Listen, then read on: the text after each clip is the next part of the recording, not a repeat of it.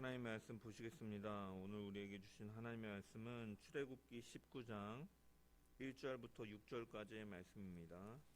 출애굽기 19장 1절부터 6절까지의 말씀입니다. 출애굽기 19장 1절부터 6절의 말씀 다 찾으신 줄 알고 제가 하나님의 말씀을 봉독합니다. 이스라엘 자손이 애굽 땅을 떠난 지 3개월이 되던 날 그들이 시내 광야에 이르니라. 그들이 르비딤을 떠나 시내 광야에 이르러 그 광야에 장막을 치되 이스라엘이 거기 산 앞에 장막을 치니라. 모세가 하나님 앞에 올라가니 여호와께서 산에서 그를 불러 말씀하시되 너는 이같이 야곱의 집에 말하고 이스라엘 자손들에게 말하라.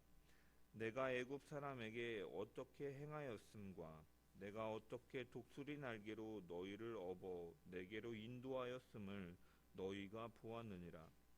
세계가 다 내게 속하였나니 너희가 내 말을 잘 듣고 내 언약을 지키면 너희는 모든 민족 중에서 내 소유가 되겠고 너희가 내게 대하여 제사장 나라가 되며 거룩한 백성이 되리라.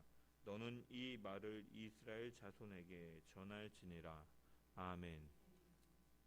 말씀을 통한 주의 은혜와 평강이 모인 모든 자들 가운데 넘치기를 축원합니다. 이스라엘 백성들이 이제 애굽에서 나온 지 3개월이라는 시간이 지나고 이제 그들이 시내 광야에 도착하게 되었습니다.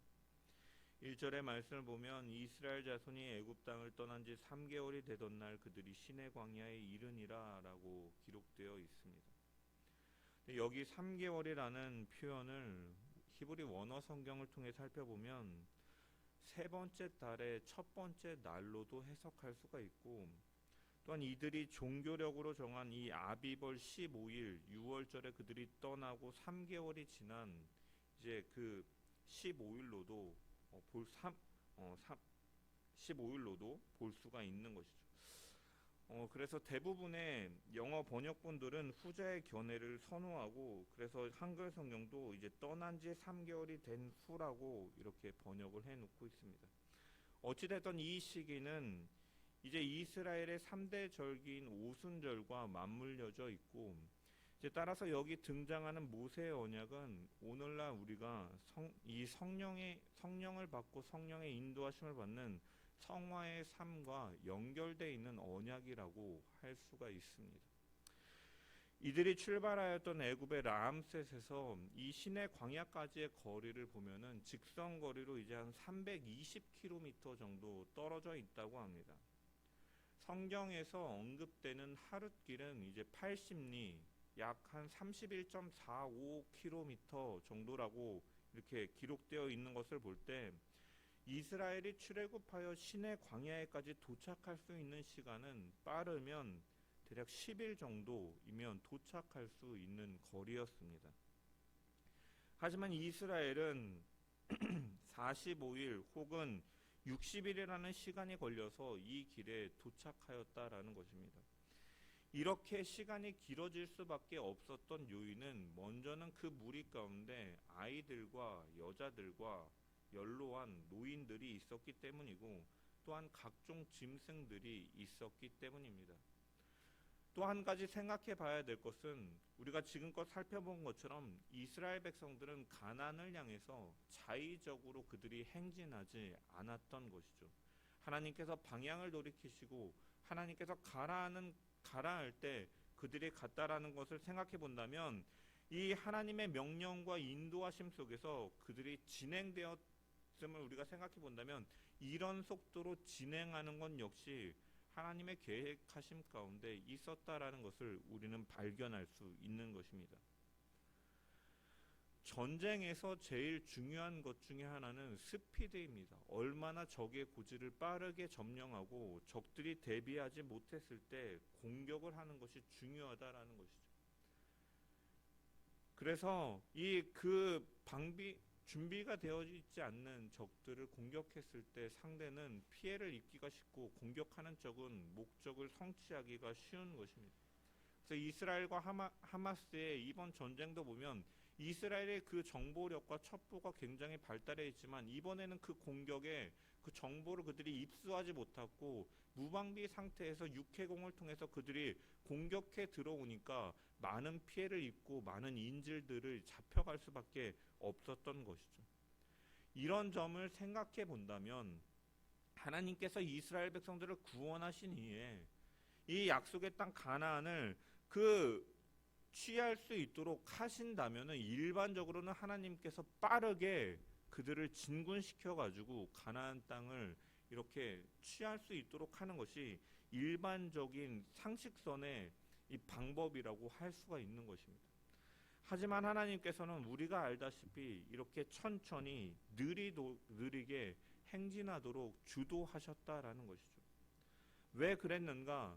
우리는 하나님의 의도를 발견할 수가 있는데 그것은 이스라엘이 먼저 그 전쟁에 앞서서 그들이 먼저 준비되어야 되는 시간들이 필요했기 때문임을 우리는 유추해 볼 수가 있습니다. 이스라엘은 이제 시내산에서 하나님과 언약 관계를 맺고 이 나라의 그러한 행정적인 시스템들을 갖추고 나라의 그 기본이 되는 이 율법을 이렇게 받습니다. 그렇게 됨을 통해서 그들이 국가로서 이제는 노예의 무리에서 국가로서의 정체성을 확립하는 시기를 갖는 것이죠. 그들은 또한 이때까지는 애굽에서 노예 생활을 했기 때문에 그들의 마음이나 생각이나 아니면 삶의 형태들이 노예의 틀을 벗어나지 못한 상태였던 것이죠. 우리나라로 생각해 봤을 때 우리가 지금 일제의 치하를 벗어난 지 벌써 반세기를 넘었지만 여전히 우리의 언어나 이러한 사용하는 용어들 가운데는 이 일제의 그 교육 속에서 나온 그 언어들이나 가치관들이 묻어져 나오는 것을 볼 수가 있습니다. 저 어렸을 때까지만 해도 젓가락을 와르바시라고 했나요? 뭐 벤뚜라고 어른들은 말씀하시면서 그렇게 말했던 거 여전히 그 건축 일을 하는 노가다판에서는 그러한 용어들이 막 이렇게 평탄화 작업을 뭐 나라가시라고 하고 이러한 일본어적인 이런 용어들이 많이 남아 있는 것을 우리가 생각해 본다면 이 이스라엘 백성들이 그 애굽에서의 그 430년의 종살이 동안의 그 생활들이 그 노예로서의 그 근성을 벗어버리는 데까지는 시간이 필요했다라는 것이죠. 그래서 하나님께서는 이렇게 빠르게 가나안 땅으로 인도하시는 것이 아니라 또한 그 땅에 아직 죄악이 다 차지 않았기 때문이기도 하지만 또한 이스라엘 백성들이 노예로서의 근성을 벗어버리고 자유롭고 건강한 그 마음의 상태로 또한 국가로서의 정체성을 확립하기 위해서 하나님께서 원하시는 가운데 이렇게 준비하는 시간들을 가지셨음을 우리는 발견할 수 있다는 것입니다. 그래서 이스라엘 백성들이 시내산에서 이 머문 기간은 단순히 그들이 하나님과 언약을 체결하고 이 율법을 받는 데서 끝나는데 그치는 것이 아니라 민수기 10장 11절의 말씀을 보면 그들이 그 이듬해 2월까지 시내산 광야에 머물렀다라는 것을 우리가 발견할 수 있다. 1년 가까운 시간 동안 그들이 하나님과 언약을 맺고 그들은 그 언약이 체결해지고 그 이후로는 하나님을 끊임없이 예배하는 하나님의 백성으로 변화되어가는 그 집중하는 시간들이 그들 가운데 있었다라는 것이에요. 물론 그 이후에 시내산 이후로도 그들이 때로는 중간에 실수도 하고 이곳을 떠나면서 하나님의 백성으로서의 그 신학적인 정체성도 잃어버리는 모습들도 나타나기도 하지만 여기서 머무는 1년이라는 시간 동안에 그들은 예배하는 백성이 되기 위해서 집중적인 훈련을 갖는 시간을 가졌다라는 것이죠. 여러분, 이 시내산은 그들은 어떻게 보면은 세상적으로부터 소중히 여김을 받던 자들이 아니었습니다. 노예로서 대우를 받던 자들이었고 그들의 가치는 사실은 보잘것없고 비천한 존재였다라는 것입니다. 하지만 하나님께서는 이스라엘과 이 모세 언약을 체결하시면서 그들에게 뭐라고 말씀하십니까? 너희는 내 소유가 되고 제사장 나라가 되며 거룩한 백성이 되리라라고 말씀하신 것입니다. 과거형으로 말씀하지 아니하시고 되리라 미래형으로 표현하고 있는 것은 너를 그렇게 만들 것이다. 그리고 하나님의 강력한 의지의 표현으로서 강조하고 있는 것이죠.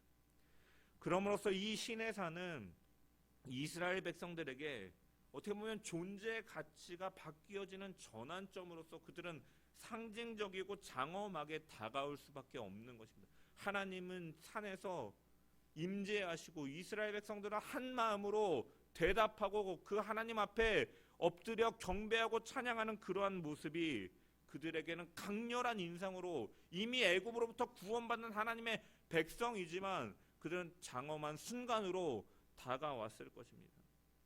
그리고 마찬가지로 우리에게도 이러한 터닝 포인트가 있음을 기억해야 됩니다. 죄와 사망의 노예로 신음하던 죄의 지배력 아래 거하며 하나님과 원수되어 살아가던 우리들을 하나님께서는 찾아오셨고 주의 자녀 주의 백성으로 의롭다라고 선언하셨다라는 것.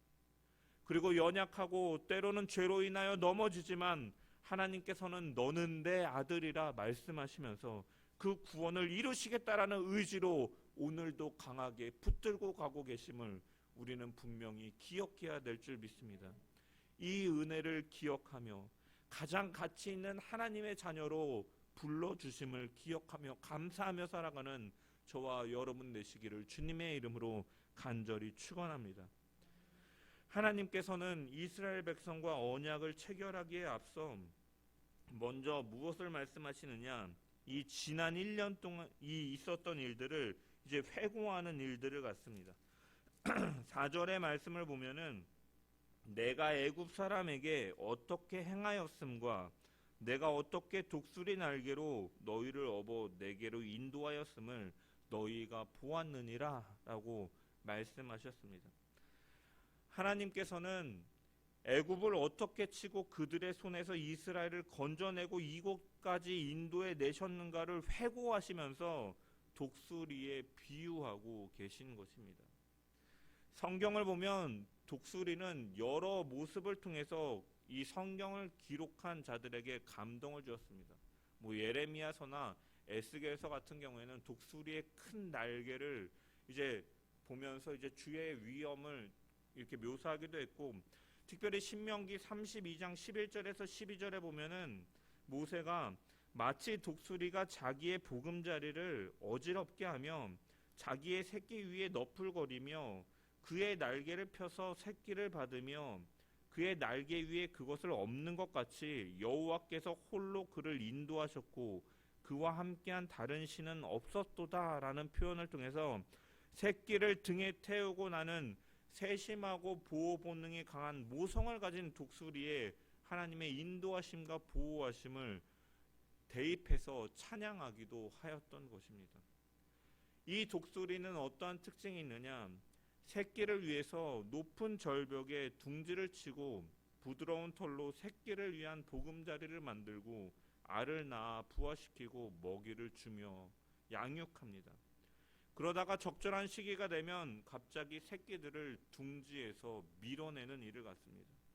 이것을 신명기에 우리가 방금 읽었던 표현에 의하면 독수리가 자기의 새끼 위에 너풀거린다라고 표현하는 것이죠. 자녀들이 어느 정도 자랐다, 새끼들이 어느 정도 자랐다라고 생각하면 부모 독수리는 날개를 쳐서 높은 절벽에서 날개로 밀어내는 일을 갖는 것입니다.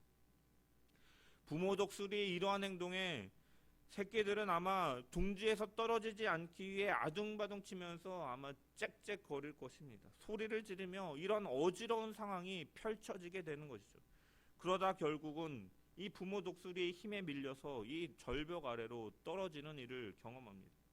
새끼 독수리는 살기 위해서 바둥치면서 연약한 날개를 퍼득이면서 몸부림치며 떨어질 것이고, 떨어지는 새끼 독수리를 지켜보던 부모는 그 새끼가 바닥에 떨어지기 전에 솜살같이 내려와 날개로 받아 다시 공중에 올라가 새끼를 떨어뜨리는 일을 반복한다라는 것이죠. 이것은 무엇입니까? 이 새끼들이 자라서 사냥하고 이 하늘을 활공하고 생존하기 위한 훈련으로서 부모가 훈련시키는 과정인 것이죠. 내가 너희를 등에 업어 여기까지 인도하셨느니라. 이것이 하나님의 이스라엘을 인도하신 방법이었다라는 것이에요. 때로는 그들이 하나님의 백성으로서 광야의 길을 가면서 그들이 평탄한 길만을 간 것이 아니라 때로는 쓴 물을 만나고 물이 없는 환경을 경험하고 대적들을 경험하면서도 그들이 나아갈 때 하나님께서는 그들을 독수리 그 새끼를 양육하는 부모 독수리와 같이 그렇게 때로는 고되게 훈련시키셨다라는 것입니다. 여러분, 여기서 등장하는 이 비유되는 독수리의 새끼는 바로 성도를 가리키는 것이죠. 어느 날 문득 우리는 하나님의 자녀인 내게 왜 이런 일이 벌어졌는가, 고난이 찾아오는 순간 왜 절벽 아래로 떨어지는 독수리와 같은 삶의 위기가 우리 가운데 찾아올 수도 있다라는 것이에요. 왜 나에게 이런 일이 생기고, 왜 내게 이러한 건강에 이상이 생기고, 왜 내게 이러한 어려움들이 벌어지는가, 이해되지 않는 상황 속에서 우리는 위기에 처할 수 있다라는 것이죠. 하지만 그러한 이유는 분명하다라는 것입니다. 독수리가 새끼를 절벽 아래로 미는 것은 이제는 너가 성장하기를 바라고, 또한 이제 먹이만 받아 먹던 그러한 상태에서 너가 더 자라기 위해서 때로는 힘든 시간들도 부모가 허락하는 것처럼 하나님께서 성도를 때로는 그렇게 몰아가시는 것도 그를 사랑하지 않으시거나 내버려 두시는 것이 아니라 주저앉아 있는 그 상태에서 일어나고 믿음이 자라기 위해서 때로는 우리에게 그렇게 인도하시는 하나님이심을 우리는 기억해야 될 것입니다. 하나님께서는 당신의 백성들이 그저 먹는 것, 주는 것만 받아먹는 어린 새끼와 같이 살아가기를 원하시는 것이 아니라 하나님의 뜻에 따라 보냄을 받고 너희가 믿음으로 성장하여서 하늘을 황공하며 하늘의 왕자와 같이 그러한 그 위엄을 선포하면서 날아가는 독수리와 같이 우리 역시도 주의 자녀로서 담대하고 강하게 주를 의지하는 가운데 주의 영광을 이 땅 가운데 나타내며 살기를 원하시고 기대하시는 하나님이시다라는 것이요. 그것을 위해서 때로는 우리를 훈련시키시고 때로는 고난에도 처하게 하시며 위기에도 몰아넣으시지만 그것은 우리를 사랑하지 않으셔서가 아니라 선한 길로 인도하시며 훈련시키는 하나님의 세심한 손길이 있음을 믿으며 걸어가는 저와 여러분 되기를 주님의 이름으로 간절히 축원합니다. 특별히 기억해야 할 것은 새끼를 절벽 아래에 밀어 넣더라도 어미 독수리는 그 새끼가 땅에 떨어져 다치기 전에 그 내버려 두는 것이 아니라 그를 건져 올리는 것처럼 하나님께서는 결코 우리를 멸망에까지 내버려 두지 않으시는 분임을 우리는 기억해야 될 것입니다. 인생의 위기 속에서 당황할지라도 시련과 모진 환난의 순간 가운데 울어야 될 때도 있겠지만 그러나 그러한 시간들을 지나 날개를 힘차게 펼치고 주를 앙모하는 믿음의 날개로 하나님께서 주시는 힘으로 날갯짓을 하며 승리하는 삶을 살아가는 저와 여러분 되시기를 주님의 이름으로 간절히 축원합니다. 우리를 붙드시고 인도하시는 하나님, 무엇보다도 그 하나님께서 하신 언약들은 분명히 이루어질 이름을 오늘 본문을 통해서 발견할 수가 있습니다. 오늘 본문에 이스라엘 백성들이 이 시내산에 도착한 것은 큰 의미가 있는 일이었습니다. 왜냐? 하나님께서 출애굽기 3장에서 모세를 부르실 때 시내산에서 하신 말씀이 있기 때문입니다. 출애굽기 3장 10절의 말씀을 보면 하나님께서 이 모세를 부르셔서 사명을 주실 때 이제 내가 너를 바로에게 보내어 너에게 내 백성 이스라엘 자손을 애굽에서 인도하여 내게 하리라 라고 말씀하셨습니다. 이때 모세가 대답하기를 모세가 하나님께 아뢰되 내가 누구이기에 바로에게 가며 이스라엘 자손을 애굽에서 인도하여 내리까 라고 말하면서 불가능한 것처럼 그가 대답을 하였던 것이죠.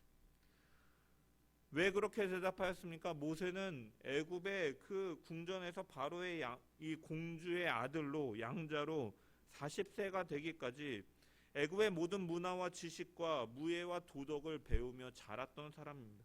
그렇기 때문에 모세는 애굽에 대해서 누구보다 잘 알고 있었고 바로에 대해서도 잘 알고 있었기 때문에 될 일이 아닙니다. 불가능한 일입니다. 될 수가 있겠습니까? 거기다가 내가 누구이기에 나는 이 도망쳐서 나온 어떻게 보면은 도망자이자 살인자이자 양이나 치는 어떻게 보면 비천한 자가 아닙니까? 내가 어떻게 그런 일을 할 수 있겠습니까? 라고 되묻는 것이죠. 그때 하나님께서 뭐라고 말씀하시냐면 내가 정녕 너와 함께 있으리라 라고 말씀을 하십니다. 이 말은 애굽에서 이스라엘 백성들을 인도하여 낼 때 너 혼자 가도록 내버려 두는 것이 아니라 내가 너와 함께하여 내가 무엇을 하든지 승리할 수 있도록 도울 테니 너는 아무 걱정하지 말아라, 두려워 말라라고 말씀하시는 것이죠. 그런 후에 하나님께서는 모세에게 내가 이스라엘 백성을 애굽에서 인도하여 낸 후에 너희가 이 산에서 하나님을 섬기리니 이것이 내가 너를 보낸 증거니라 라고 출애굽기 3장 12절에 말씀하셨습니다.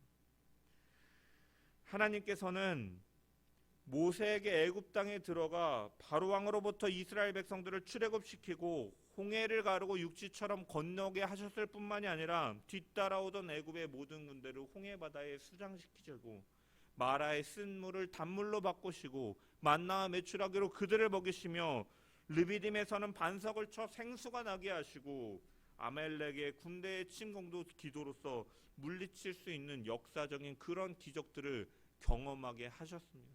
하나님이 함께 하심을 끊임없이 보여주셨던 것이고 이제 그들은 모세가 처음 부름을 받아 사명을 받았던 그 호렙산에 돌아와서 이스라엘 백성들과 함께 시내산에 장막을 치고 여호와의 부름을 받고 그가 산 위로 올라간 것입니다. 모세는 아마 그동안의 과정들을 돌아볼 수밖에 없었고 그는 그때 하나님이 말씀하셨을 때 내가 누구이긴데 그것을 할 수 있겠습니까? 라고 말하며 부정적으로 말했던 자신의 모습들이 떠올라 부끄럽기도 하고 어떻게 보면은 민망한 상황이 벌어졌을 것입니다. 감정을 가졌을 것입니다.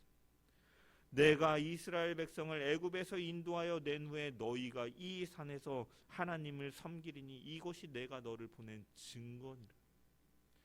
이 말씀하신 것처럼 이스라엘 백성들이 이제 불가능해 보였던, 모세는 너무나 애굽을 잘 알고 있었고 이 일이 불가능해 보였지만 하나님께서는 내가 너와 함께 하겠다 말씀하시고 이 이스라엘 백성을 구원하여 내리라 라고 약속하신 것들을 이뤄낸 뒤에 이스라엘 백성들은 그 말씀처럼 시내산에서 하나님을 경배하고 찬양하고 있는 것입니다.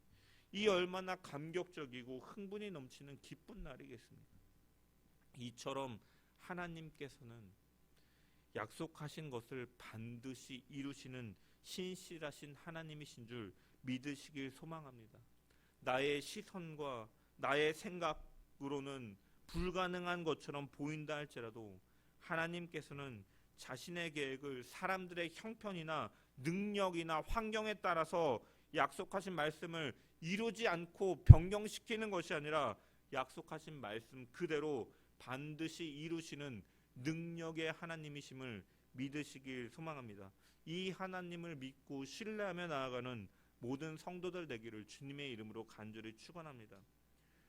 오늘 본문 5절에서 6절의 말씀 보면 하나님께서는 세계가 다 내게 속하였나니 너희가 내 말을 잘 듣고 내 언약을 지키면 너희는 모든 민족 중에서 내 소유가 되겠고 너희가 내게 대하여 제사장 나라가 되며 거룩한 백성이 되리라.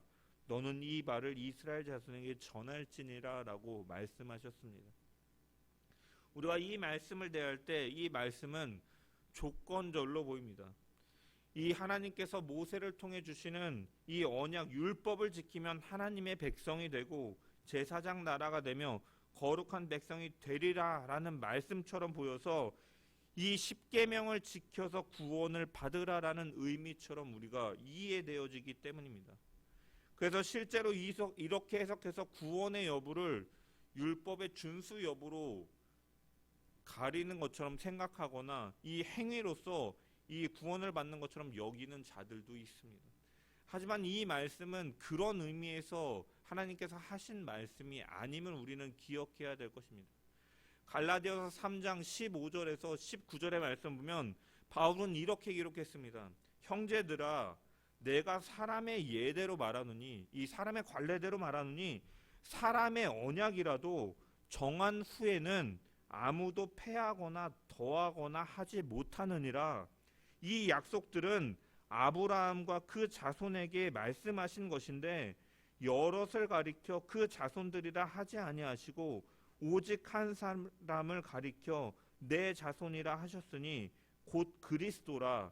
내가 이것을 말하노니 하나님께서 미리 정하신 언약을 430년 후에 생긴 율법이 폐기하지 못하고 그 약속을 헛되게 하지 못하리라. 만일 그 유업이 율법에서 난 것이면 약속에서 난 것이 아니니라. 그러나 하나님이 약속으로 말미암아 아브라함에게 주신 것이라. 그런즉 율법은 무엇이냐? 범법함으로 더하여진 것이라. 천사들을 통하여 한 중보자의 손으로 베푸신 것인데 약속하신 자손이 오시기까지 있을 것이라. 이 말씀을 쉽게 정리해 보면 먼저 우리가 모세의 언약이 있기 전에 아브라함의 언약이 있었다라는 것이죠. 그리고 후에 등장한 모세의 언약이 있는데 이 모세의 언약은 아브라함의 언약을 폐기할 수 없다라는 말씀인 것입니다. 쉽게 말해서 대한민국의 법치 국가로 법의 이러한 그 시스템 속에서 국가가 행정이나 모든 것들이 이루어지는데 가장 기본이 되는 상위법이 헌법이 있고 그 아래 국회에서 만들어지는 여러 가지 법률들, 그리고 그 하위의 행정부에서 대통령이나 이런 지자체장들이 정하는 여러 이 명령들이 존재하는데, 중요한 것은 그 이후에 나오는 하위법들이 결코 이 상위의 헌법을 어길 수 없는 것처럼 마찬가지로 모세 언약은 아브라함의 언약이라는 그 아래 존재하는 것이지 그것을 폐기하거나 변경할 수 없다라는 의미인 것이죠. 이스라엘 백성들은 홍해를 건너 구원을 받고 신의 광야에 이르게 되었습니다. 그러므로 모세의 언약은 구원의 새로운 조건으로서 그들이 주어진 것이 아니다라는 것이에요. 그들은 이미 홍해를 건넜고 애굽의 압제로부터 하나님의 그 일하심 속에서 구원을 받은 자들이다라는 것이에요. 아브라함의 언약 속에서 이미 하나님께서 찾아오시고 하나님의 백성으로 삼으신 자들에게 주신 언약이다라는 것이에요. 그렇기 때문에 이미 구원을 받은 백성들에게 새로운 구원의 길이 필요한 것이 아니다라는 것이에요. 그런 의미로 모세의 언약을 주신 것이 아니다라는 것입니다. 그렇다면 모세의 언약을 주신 목적은 무엇입니까? 구원받은 사람들이, 하나님의 백성들이 어떻게 살아가야 되는지에 대한 기준을 제시해 주신 것이다라는 거예요. 인간들이 죄로 인하여 죄로 만연하고 타락해져 감을 통해서 범법함이 더해져 가기 때문에 하나님은 율법을 통해서 계몽 선생과 같이 그 율법을 조심을 통해서 율법을 지킴으로 구원을 받으라라는 의미로서 주신 것이 아니라 구원받은 백성들이 어떻게 살아가야 되는지를 대한 그 삶의 기준을 하나님께서는 제시해 주신 것이다라는 거예요. 성경에는 많은 언약들이 등장합니다. 아브라함의 언약이 있고 모세의 언약이 있고 또한 다윗에게 주신 언약이 있습니다. 그리고 이 언약이 드러내는 것은 사실상 하나인 것이죠. 에베소서 2장 12절에서 13절의 말씀을 보면은 그때 너희는 그리스도 밖에 있었고 이스라엘 나라 밖의 사람이라. 약속의 언약들에 대하여는 외인이요 세상에서 소망이 없고 하나님도 없는 자이더니 이제는 전에 멀리 있던 너희가 그리스도 예수 안에서 그리스도의 피로 가까워졌느니라. 여기 보면은 이 약속의 언약들이라는 표현이 등장하는데, 여러분 원어로 보면 약속이라는 표현은 에판겔리아라는 단어는 단수로 사용되어 있고, 언약들이라는 단어는 이 디아디케라는 단어가 복수로 사용되어 있다라는 거예요. 이것은 하나님의 약속 한 가지를 이루는, 약속은 한 가지인데 그 언약은 여러 가지로 있다라는 것을 의미하는 것이죠. 성경에 많은 언약들이 기록되어 있지만 결국 하나님의 약속은 한 가지였다라는 것입니다. 그것은 뭐냐? 죄인된 인간은 예수 그리스도를 믿어야 죄 사함을 받고 구원을 받는다라는 진리는 변하지 않는다라는 거예요. 그러므로 모든 언약은 일관성이 있고 그 언약들은 바로 예수 그리스도 그 약속을 가리키는 것이다라고 바울은 정의한 것입니다. 그래서 예수님께서도 요한복음 5장 46절에서 47절 말씀을 보면 모세를 믿었다면 또 나를 믿었으리니 이는 그가 내게 대하여 기록하였음이라. 그러나 그의 글도 믿지 아니하고는 어찌 내 말을 믿겠느냐 하시니라 라고 말씀하시면서 모세의 그 율법과 그 가르침이 자신의 가르침, 내가 곧 생명의 빛으로 떡으로 오셨다라는 구원의 길로 오셨다라는 것을 드러내는 그 예수 그리스도를 가리키는 것이다라고 주님께서는 말씀하셨다라는 거예요.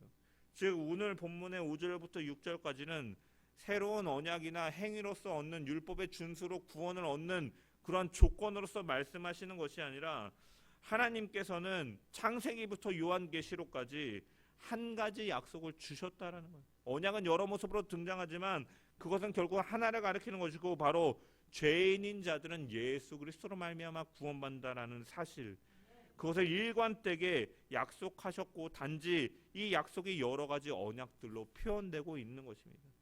그러므로 5절의 말씀은 구원을 얻기 위한 방법이 아니라 사실은 반대로 해석을 해야 되는 것이죠. 이미 너희가 구원을 얻었으니 너희는 언약을 지켜야 된다라고 말씀하시고 강조하시는 것입니다. 조건절이 아니라 너희가 내 말을 잘 듣고 내 언약을 지키며 살아가는 것이 구원받은 자이기 때문에 마땅하다는 하나님의 말씀인 것이죠. 하나님의 소유된 백성이 언약을 어기는 것이 합당하지 않다라는 말씀인 것입니다. 이 언약을 주신 것은 우리를 제사장 나라가 되며 거룩한 백성이 되게 하시기 위해 주셨다라고 6절에 밝히고 있습니다. 거룩하신 하나님께서 이스라엘 백성들의 율법을 주시며 제사장으로 쓰신다라는 것은 온 세상에 복음을 증거하는 백성들로 그들을 사용하신다라는 의미인 것이죠. 베드로전서 2장 9절에 성도를 향하여서 베드로 사도는 오직 너희는 택하신 족속이요 왕같은 제사장이요 거룩한 나라요 그의 소유된 백성이니 이는 너희를 어두운 데서 불러내어 그의 기이한 빛에 들어가게 하신 자의 아름다운 덕을 선포하게 하려 하심이라라고 말씀하고 있습니다. 이스라엘 백성들에게 지금 시내산에서 모세 언약을 주시면서 제사장 나라로 거룩한 백성으로 삼으신다라고 말씀하시는 것이 오늘날 동일하게도 성도들에게도 동일하게 이루어진다라는 거예요. 우리를 택하신 족속 왕같은 제사장 거룩한 나라 그의 소유된 백성으로 만드셨다라는 것이고 그 목적은 무엇입니까? 바로 우리를 그 구원하신 목적은 그의 기이한 빛에 거하게 하신 이의 아름다운 덕을 선포하게 하려 하심에 있다라고 기록되어 있는, 즉 하나님께서 구원하시고 우리를 자녀 삼으시고 우리에게 율법을 주시며 이것을 지키게 하시고 우리가 거룩과 성결의 삶을 살도록 하신 목적은 무엇입니까? 바로 거룩하신 하나님의 영광을 이 땅 가운데 선포하고 그 하나님의 은혜와 사랑을 전하기 위해서 하나님의 백성으로 우리를 부르셨다라는 사실을 우리는 분명히 기억해야 될 것입니다. 모세 언약에는 크게 세 가지로 분류할 수가 있는데 일상생활에 적용되는 도덕법이 있고 또한 제사법이 있고 이 성막과 관련된 이 말씀들이 있죠. 이 도덕법은 사실은 하나님께서 이미 인간을 창조하실 때부터 양심이라는 것을 주셔가지고 무엇이 옳고 그른지에 대해서 알게 하셨습니다. 다만 죄로 인하여 타락한 인간이 그것을 생각할 수도 없고 지킬 수 없는 능력이 없었기 때문에 범법한 자들이기 때문에 그 율법을 주셨다라고 바울이 갈라디아서에 말하고 있는 것처럼 율법을 통해서 다시금 생각나게 하시고 그 길을 따라가라라고 명령하신 것이죠. 그리고 또한 제사법이 있습니다. 이것은 하나님의 백성들이 율법을 어겼을 때 짐승을 가져다가 하나님의 명하신 대로 각을 떠서 그 피를 가지고 제사를 드리면 그 짐승의 죽음을 보고 그 사람을 용서해 주시겠다라는 속죄의 원리를 담고 있는 것이죠. 제사법은 하나님의 백성들이 그 죄를 지었을 때 속죄받을 수 있는 원리를 가르쳐주고 계십니다. 또한 성막에 대한 이야기를 담고 있는데 이것은 성막은 무엇입니까? 결국 하나님의 백성들이 하나님과 화목하고 교제를 회복하기 위한 장소의 의미를 갖고 있는 거죠. 즉 모세 언약은 하나님의 백성이 그 율법에 따라서 성화를 이루고 죄를 지었을 때 예수 그리스도의 피로 속죄함을 받고 하나님께 나아가 교제를 회복할 수 있다는 그 의미들을 다시금 보여주고 있는 것이에요. 그래서 언약은 약속은 하나고 언약은 여러 가지다. 결국 이 모세의 언약 역시도 예수 그리스도의 그 구원과 그 속죄와 그 하나님과의 화목되는 그 원리들을 보여주고 있는 언약이다라는 거예요. 모세 언약의 궁극적인 목적은 거룩하신 하나님이 택하여 구원하신 백성들을 구별해서 다른 백성들을 구원하는 일꾼으로 사용하시는 데 있다라는 것입니다. 오직 너희는 택하신 족속이요 왕같은 제사장들이요 거룩한 나라요 그의 소유된 백성이니 너희를 어두운 데서 불러내어 그의 기이한 빛에 들어가게 하시니 아름다운 덕을 선포하게 하려 하심이라. 우리는 하나님의 아름다운 덕, 하나님의 의와 하나님의 인애를 이 땅 가운데 전하기 위해 부름을 받은 자들임을 기억하면서 우리가 이 땅에서 신실하신 은혜를 받은 자들이 은혜를 기억하고 약속을 이루시는 하나님을 기대하면서 하나님의 그 거룩하심을 말씀을 쫓아 우리 역시도 거룩함을 드러냄을 통하여 주의 영광을 선포해 나가는 주의 백성들 되기를 주님의 이름으로 간절히 축원합니다. 율법을 통해서 죄를 깨닫고 우리에게 구속하여 주시는 주님의 은혜를 더욱 깨달으며 성령의 충만함 속에서 하나님과 교제하고 성화의 삶으로 나아가는 우리 모든 자들 되기를 주님의 이름으로 간절히 축원합니다.